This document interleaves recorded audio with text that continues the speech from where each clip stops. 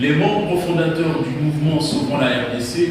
se sont réunis du 6 au 8 avril 2026 sous la présidence du président de la République honoraire, Joseph Kabila Kabange. À cette occasion, ils ont examiné la situation politique, sécuritaire, économique et sociale du pays, ainsi que les différentes initiatives régionales et internationales de recherche de solutions à la crise qui prévaut en République démocratique du Congo.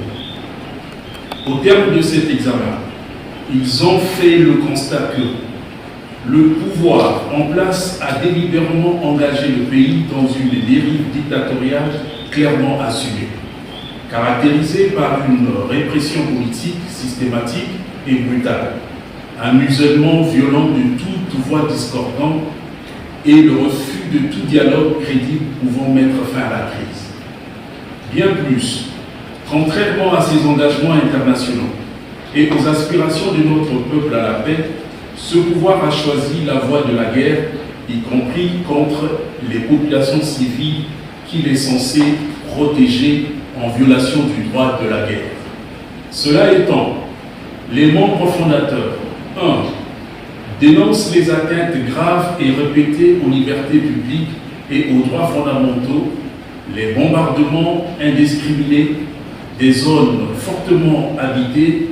en mettant gravement en danger les populations civiles à Minembwe, Massissi, Goma,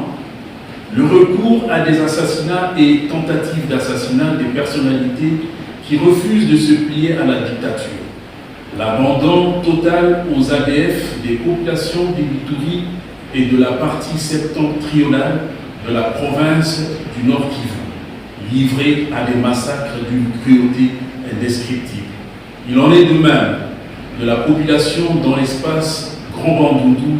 et dans la commune de Maluku qui subit les horreurs de Mobutu. Ces actes odieux contreviennent aux dispositions pertinentes de la Constitution et constituent des graves violations des règles et principes fondamentaux du droit international humanitaire ainsi que du droit de la guerre. 2. Expriment leur compassion et leur solidarité à l'endroit des hommes, des femmes, des jeunes et de vieux